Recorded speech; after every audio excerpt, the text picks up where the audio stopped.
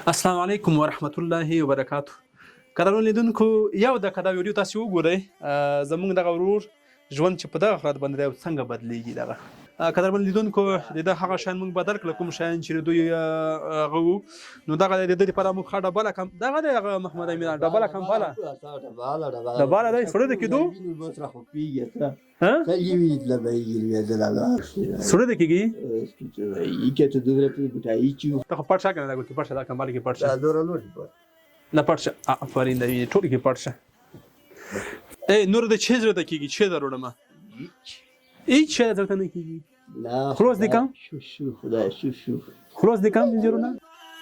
سخواری بدی کوله سخت د زل کدن را بند هم چشی آسانا سخت د زل کدن را بند هم چشی آسانا. قدرمن لیدونکو د دغه ورور ګرمه کمفله او دغه شانې وشوله دوی ته چې ځینې ورونو چې کوم مخ کړی نه کومه که هغه هم هغه خورکۍ ته سپارو دوی دپاره ځینې ورونو لرګي او دغه غوړي شیان راوړي دي دا ټول انشاءالله موږ سره ووینئ قدرمن لیدونکو دا چې هوا باراني ده باران ورېږي نو موږ دوی دپاره شیان راوړل دلته مو واچول او د دغه مزدور ورور دپاره موږ بخاري هم واخیستله تر څو د دغه ژمی ګرم تیر شي هغې دپاره یو ورور د چوپ کومک کړی دی هغه د چوپ یې راوړي دي کور یې ودان چې هر چا د کومک کړی وي الله د اجر ورکړي یو بل ورور چې دغه وړه غوړي ورجې دغه شیانو کومک یې کړی دی کور یې ودان الله پاک د اجر ورکړي ځینې پیسې چې موږ سره پاتې دي نغدې پیسې هغه هم موږ دغه خور ته سپارو یو ورور چې دغه هغه سره یې کومک کړی ګرم جمپر یې ورته اخیستي دواړه هغه ته او بوټان یې ورته اخیستي چې دغه ورونه هم ځانګړې مننه کوم وروره کور دې ودان خوشحاله اوسې دغه دوی جمپر یې هر څه شوي دي دغه ورور خو لږ ځان پکې غورځولی خیرن ښکاري دا خټ پکې لوېدلی دی خیر خدای نه بخیر وغواړو ښه نو دغه شانې دوی وشوله ځینې ورونو چې نخ کومک کړی هغه هم همدغه کورنۍ ته سپارو په دې کې د موږ یو ورور چې خارج نه رالیږلي وه ننګرهار ته ننګرهار نه بیا موږ ته خوست راولیږله چې هغه 4900 افغانۍ وي یو بل ورور چې موږ سره کومک کړی و وایي دغه خور ته به 10,000 افغانۍ سپارې انشاءالله پوه شوی به وروره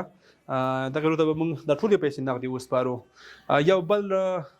چې حایل کې یو ګروپ دی هغې 1000 کومک کړی و کور مو ودان ځینې نور ورونه چې کومک یې کړی و نه یې غوښتل چې نوم یې خپور شي او یا د پیسو هغه اندازه یې معلومه شي وایي بس موږ د خدای دپاره کومک کړی خالي تر دوی ورسه کور مو ودان وروره تاسو ټولو نه ځانګړې مننه کوم خوشحاله اوسئ الله دې اجر درکړي دغه جمله کېږي 53,800 افغانۍ کېږي دغه خور ته یې موږ سپارو چې دغه دی دغه خور ته یې موږ سپارو دا خور یې د سره وشمېرله چې ټولې 53,800 روپۍ کېږي دغه موږ ورته وسولې خور په شمار باندې نه پوهېږي شاید پوه نه شي خو انشاءالله ټولې پوره دي